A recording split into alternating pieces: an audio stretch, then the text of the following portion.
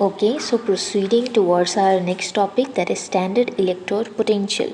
See, electrode potential, we had already studied that the potential difference developed between metal electrodes and the solution of its ion, right? Then we studied about two types of electrode potential, that was आपका oxidation potential and reduction potential. We also had seen the type of electrodes, different type of electrodes, right? So what is standard electrode potential? Standard electrode potentials is the electrode potential in some standard conditions. Okay, and those standard conditions are when the concentration is 1 molar, when the pressure is 1 bar, and the temperature is 298 Kelvin.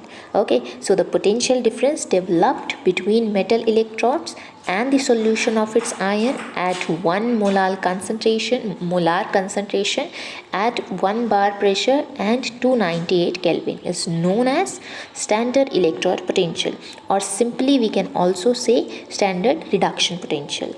Okay, so unless and until it is specifically mentioned in any question or any theory that this particular is the oxidation potential, so we will be taking our standard electrode potential as our reduction potential only, right? So this was the standard electrode potential, right? The next thing will be where the electrode potential will be calculated where the standard conditions are not present, which will be helped by the Nernst equation. But before that, we have to learn two different type of properties which we learned at the time of difference between the electrochemical and electrolytic cell. That was EMF is produced, in which case electrochemical cells, right? It uses chemical energy to produce electrical energy. So therefore the cell potential or the electromotive force that is produced should be calculated. This is the first thing that should be learned. And the second thing, the second property is our free energy change for the cell reaction.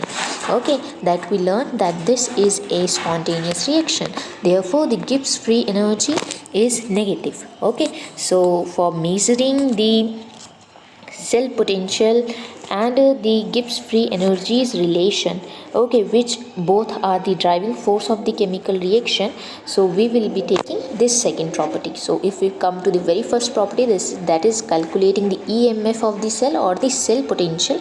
So this will be the difference in electrode potentials, okay, electrode potentials of the two half cell.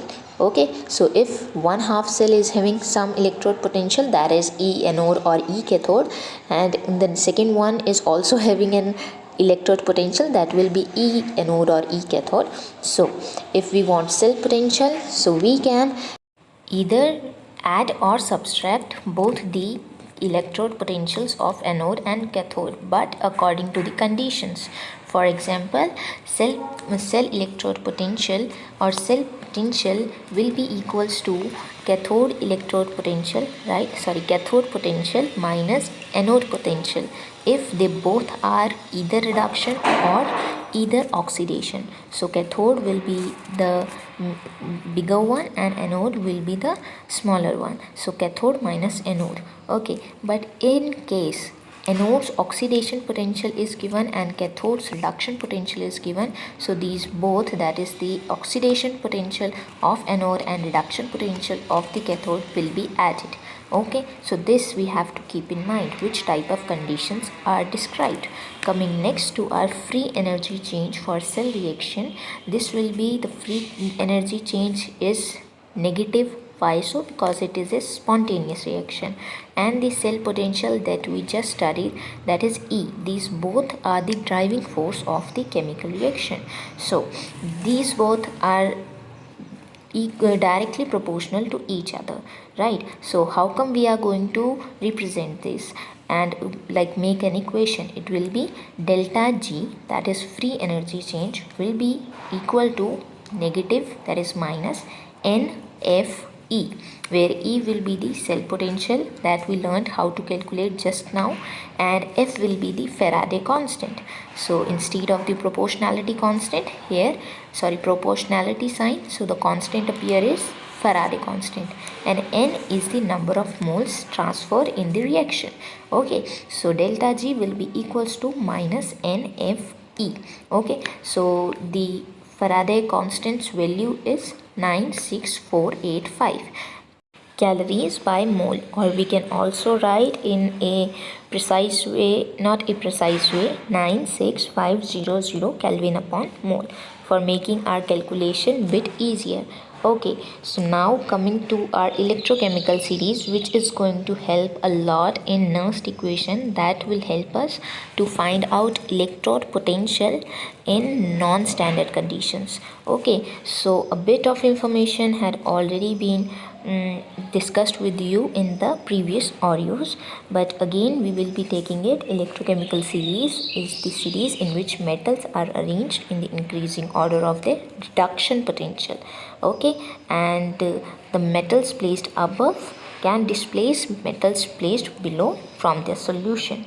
Then high reduction potential, at the high reduction potential, the metal ions will have positive value, while the metal ions having low reduction potential will have a negative value. Okay, so now if we take our more strongly electropositive ions, okay, or metals, how come I am saying more? By the standard, that is hydrogen. Okay, so hydrogen is an metal which is having standard electrode potential, okay, at 298 as 0.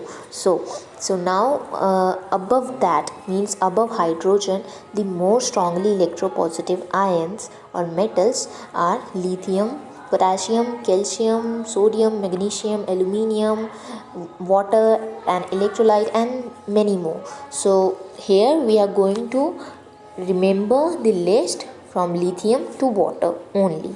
We had already learnt about the cell potential, and if both are reduction or oxidation potential, so the formula we use is for cell potential, that is cathode potential minus anode potential. Therefore anode potential will be always less than that of cathode potential.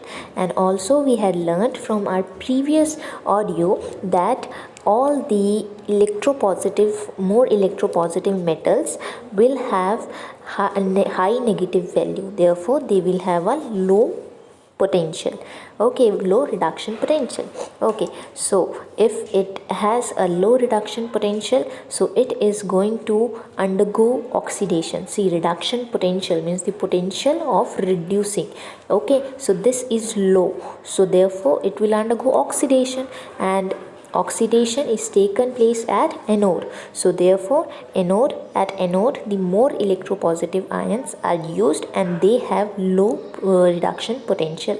Okay, so the very strongly electropositive metal is lithium, and therefore it goes oxidation and act as anode. But the point is that it is not a good oxidizing agent. So least oxidizing agent is lithium. Okay, so how come we are going to remember the other steel H2O? Lithium you have to learn as the most electropositive and the least oxidizing agent and the most suitable reducing agent. Okay, after that 1920, that is potassium and calcium, and after that 11, 12, 13, and then water, that is an electrolyte. So this series is going to be very easy if you learn it, making it into short parts. Okay, so lithium, potassium, calcium, sodium, magnesium, aluminium.